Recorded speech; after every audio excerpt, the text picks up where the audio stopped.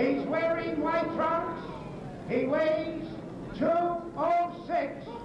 The heavyweight champion of the world, Muhammad Ali. Muhammad Ali, better known as Cassius Clay.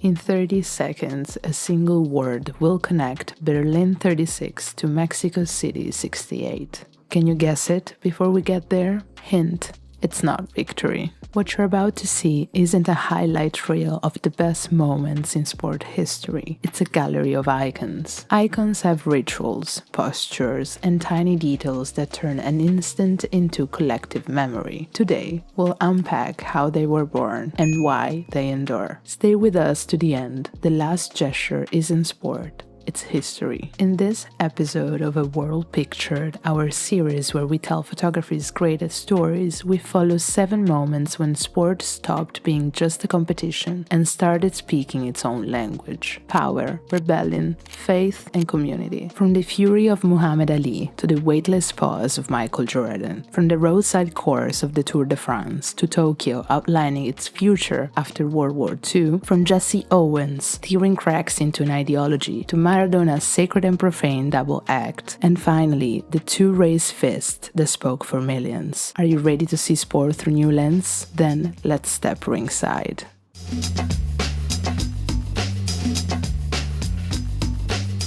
Lewiston, Maine. Seconds remain in the first round of a title fight that will echo for decades. Sonny Liston drops to the ground. Muhammad Ali leans forward, bicep coiled, and roars, "Get up and fight." Photographer Neil Leifer, 22, on assignment for Sports Illustrated, is exactly where he needs to be. Low, centered, ready to impose order on chaos. He fires, the picture doesn't describe, it declares. Why has this frame held up for 60 years? Because Ali turns into a monument. Leifer's camera, a color slide Rolleiflex synced flash at 1/500th, see from below and sculpts the figure like a stone. And here's a bonus. That night, only 2 ringside photographers were shooting color. Most were still on black and white. That warm chroma, sweat, light, smoke does the rest, delivering texture you can almost feel. And if your eye ever falls on Ali's lower body, there's another Easter egg. The face peeking through the gap is Herb Scharfman, a legend of Sports Illustrated, and a masterclass in being in the right place at the only right time. And here's a question for you. When you think of victory,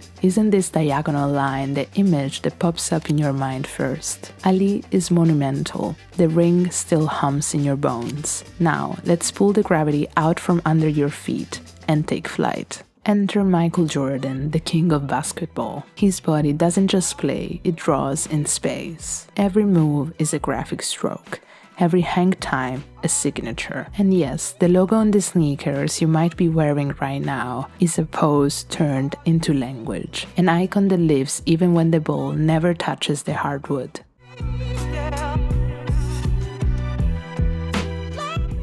There's a Michael Jordan who scores points, and a Michael Jordan who drafts the air itself. Walter Yost Jr., the legendary eye at Sports Illustrated, understands that Jordan's body can become pure graphic design. The tongue peeking out, the slicing arm, the figure stretching until it reads like a vector. All the ingredients of a pop icon are here. Here's the kicker. For one of his most famous overhead images, Yost literally builds the scene. He has a giant parking lot painted blue and prepares a backup in red just in case. He also has a regulation NBA hoop on wheels shipped directly in from St. Louis, as he couldn't find a mobile one in Chicago. No frills, no clatter, form, light, gesture carry the frame. The air becomes the subject. Here, we move from reportage to poster. The curt turns into a studio and the image becomes endlessly repeatable and brandable. That's how the mythic Jordans arrive, part of a brand now worth over $3 billion. And the logo, the Air Jordan Jumpman, grows out of a pose we now take for granted, but which, at the start, was closer to a dancer's lip. In fact, in 1984, photographer Co Jacobs Rendmaster asks a very young Jordan to perform a kind of grand jeté for Life magazine. Nike later stages its own shoot with a pose obviously inspired by that idea and refines it into a logo we know today. Years down the line, a court rules Nike's image sufficiently different from Rendmaster's, so there's no infringement. But the visual concept, the body as a pictogram, was already out there in the world. Ever wondered where the Jordan logo really comes from? Now you know the full picture. From poster to place. If Jordan is the image engineered in a studio, the Tour de France is the image that happens to you at the roadside. Let's step out of the arena and into the heat shimmer of summer. Sport breathes in the margins, the waiting, the improvised balconies, the garden chairs. We are in 1982 and Harry Gruillard points the camera away from the peloton and towards the people. The crowd as a stage, the road as a backdrop.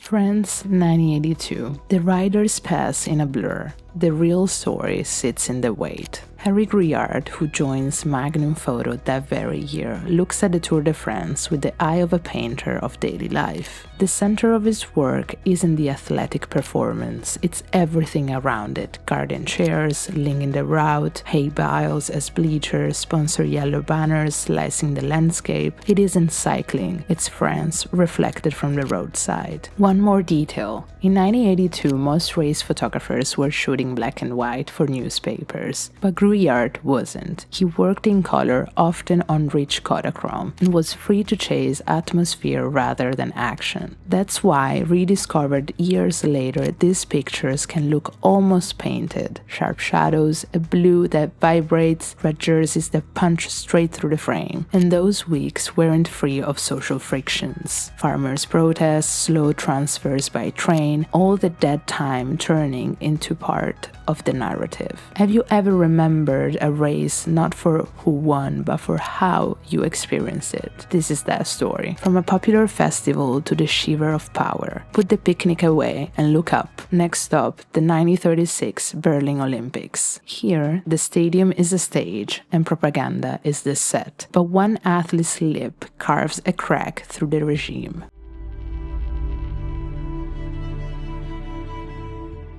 The Olympia Stadium, a theater of spectacle architecture designed to overwhelm. Jesse Owens, a black American sprinter, wins 4 golds under the gaze of the world and of Hitler, defining a regime determined to deem him inferior by nature. The stills suspend him mid-air, especially in the long jump, a body escaping gravity and symbolically the hierarchy. But beware of neat myth. It wasn't Hitler who personally snubbed him. After the first day, he didn't shake hands with any winners. However, it was US President Franklin D. Roosevelt who never invited Owens to the White House. Let's add another layer. These were the first Olympics broadcast on television, shown in public halls, and the most cinematic ever, thanks in part to Leni Riefenstahl's Olympia, which minted new ways of filming the athletic body, slow motion, extreme angles, and even underwater shots. Propaganda tried to direct the narrative. Owens' photography breaks the script. And another myth, their rival friend Lutz Long offered Owens the decisive tip on his run-up.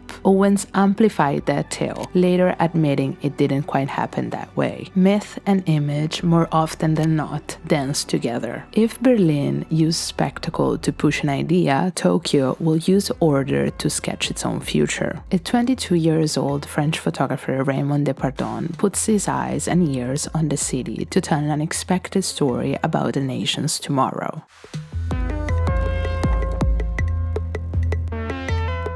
Depardon shoots in black and white and sometimes leaves the games off screen to let the city rhythm take over, crosswalks, lines, reflections. The story of sport threads through a country deep in reconstruction. On that assignment alone, Depardon shoots more than 2,000 frames to chart the nation's rebirth inside and outside the stadium. The Tokaido Shinkansen, the fastest train in the world at the time, opens on October 1st, 1964, just 10 days before the games begin. Meanwhile, Tokyo's Olympic design codifies a visual language built to last, launching the first systematic set of sports pictograms that will become a template for every games to follow. Tokyo syncs traditions with acceleration. You know that feeling when a city seems to play on your skin? These are its notes. Now, let's file away the order. Ready to step back into vertigo? The charge of Estadio Azteca 86 hits you in the gut. Within minutes, sacrilege and miracle. Take a breath, you'll need it.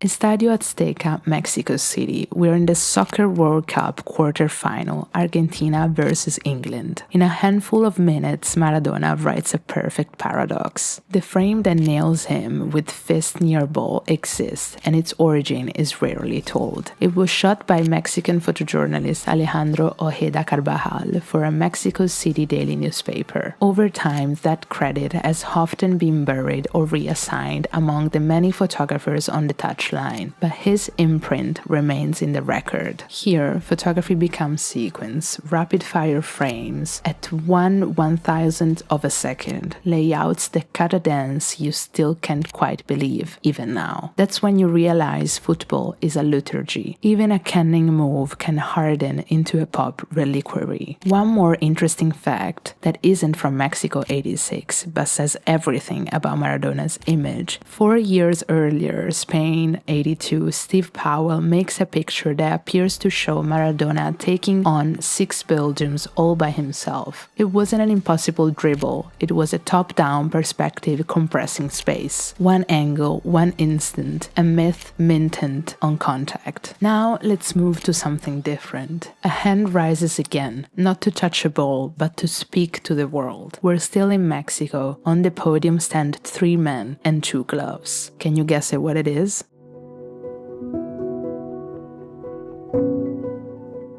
On the podium for men's 200 meters final, we find Tommy Smith for gold, John Carlos for bronze, and Peter Norman for silver. The anthem swells, heads bow, 2 black-gloved fists rise. John Dominis is there for Life magazine. The picture doesn't shout, it shows, and in showing, it becomes a manifesto. This single frame is loaded with meaning, especially if we take into account that this gesture happens in the heat of the civil rights movements in the USA. Smith and Carlos wear only black socks to symbolize poverty. Smith's black scarf marks pride, and Carlos' bed necklace mourns lynchings. And all 3, Norman included, pin the badge of the Olympic Project for Human Rights to their chests. And those 2 gloves? Carlos forgets his at the village. Norman suggests they split Smith's pair. That's why one raises the right, the other the left. An improvised solution that fixes the geometry of the image forever. Every act of protest brings consequences. Smith and Carlos are expelled from the games by the IOC president. Norman, because of his solidarity, pays the price too. He's ostracized at home, yet he never disowns his stance. Only in 2012 does the Australian Parliament pass a posthumous motion of apology. And Domini's photo keeps teaching quietly. Every knee to bend, every raised arm, every clenched fist is in a conversation with this frame. Let's do this. If you had 30 seconds to explain to a friend how sport can shift public opinion, what image would you choose? Describe it as if you were guiding us into the scene. What do we hear? What do we see? What gesture tilts the world? Drop your moment in the comments below.